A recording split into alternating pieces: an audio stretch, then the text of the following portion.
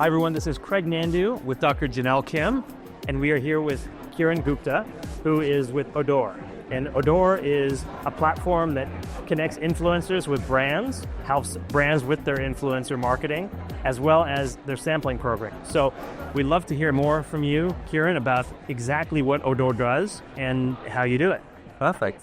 Odore is a community management tool that helps some of the biggest brands in the world, like L'Oréal, like LVMH and Estée Lauder, and hundreds of small emerging brands as well, build up robust ambassador programs to generate high quality UGC at scale and really boost in relationships with existing customers. That's great.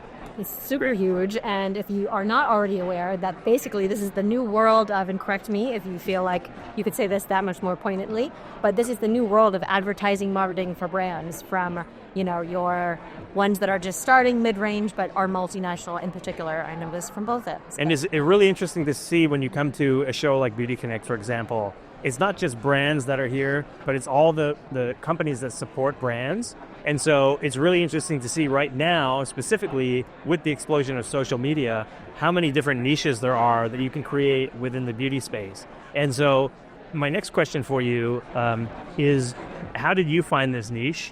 And then how did you start to grow within that niche? So we were actually at a show called Viva Tech in Paris about 4.5 years ago.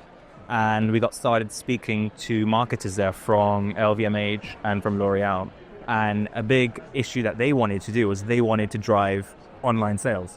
But due to the nature of the beauty industry, it's hard to buy a new fragrance without trying it first. Yes. So we looked at the ways in which they were trying this, and they were sampling out their products. Huge. But we understand that to manufacture and distribute a sample, it costs a lot of money. And the brand doesn't know who gets it, who liked it, and who bought it.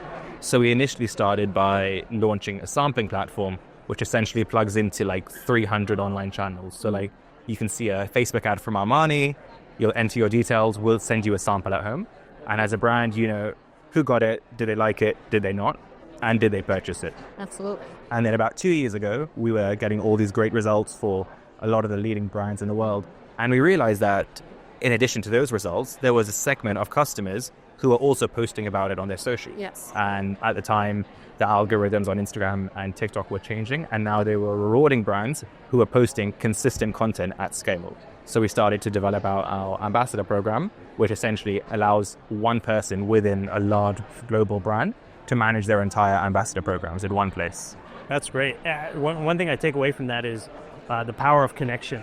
And it's really important for a growing beauty brand to build up their network so they have people they can go to kind of bounce things off of.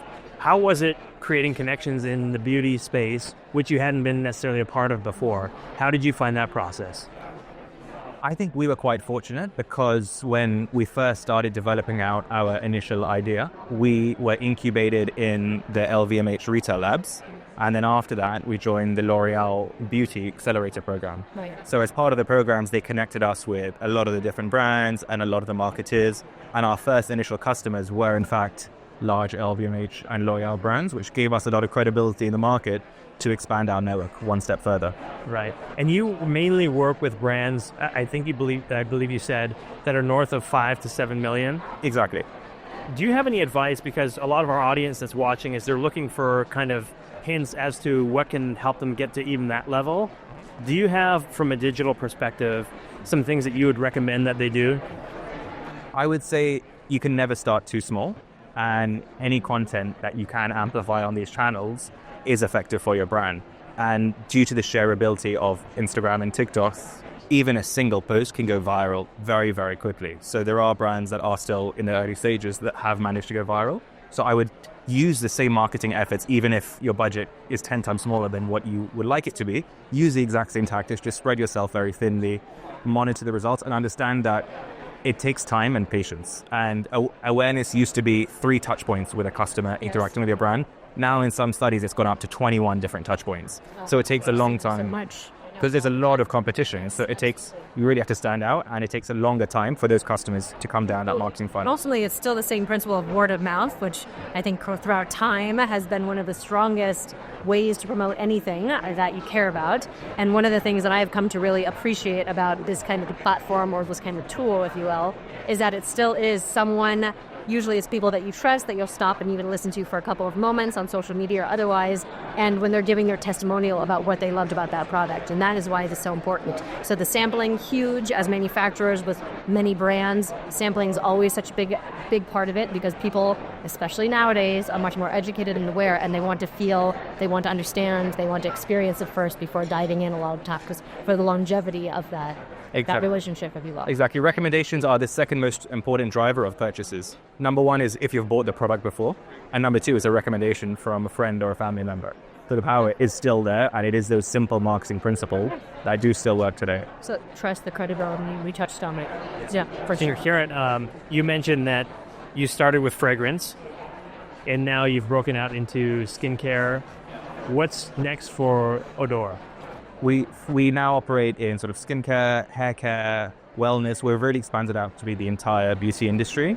Now we're looking at tapping into other adjacent verticals. So we're launching some programs around fashion, around fast jewelry, around pet food, mother and baby, where the same technology applies. And now we've taken our learnings from what works in the beauty industry and applied it to very adjacent industries. Absolutely. That's amazing. Amazing. And, I have come to understand a bit more about, the content creating and brand ambassadors, but a lot of people are still very new to all of this. So simply put, if you can, yeah. I'm sure you can you please explain a little bit about what it means to become a brand ambassador and how that works? Becoming a brand ambassador means a brand is inviting you to join a special community where the brand can communicate directly with you and request you to do certain actions for the brand in exchange for a reward. Yeah. Such as a beauty brand may build an ambassador program and say, when you're making a get ready with me video, make sure you use my moisturizer, and if you do that, we will give you a free product and invite you to our next influencer event. Yes, absolutely. And as now you see some influencers starting to create their own brands. Have you seen that translate as well as what they were doing previously by kind of endorsing other brands? I'd say in certain cases it can work very well, particularly when the influencers are promoting authentic content. And they've built, I spoke about this earlier, it's not only brands that are building communities, but influencers are also building their own communities, and influencers have very successfully pivoted out. You look at Jake Paul and Prime as an energy drink as being the best example, doing hundreds of millions of dollars in sales in a very short period of time, because people have bought into that actual influencer and they find it relatable and likable. Absolutely. And it can work and creators can turn into brands themselves very easily. Excellent. Totally.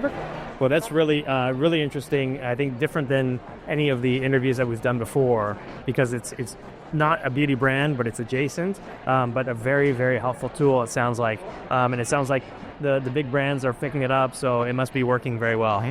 It's an exciting time. Thank you for being... Thank you. Before I see about where can people find you? We'll post all the things that I like. Okay. So we'll be here in LA in Beauty Connect at our booth until tomorrow afternoon. Okay, got it. And then online and everything for those who are able to watch. At odore.com, reach out to us or reach out to us on LinkedIn. We'll be happy to talk more.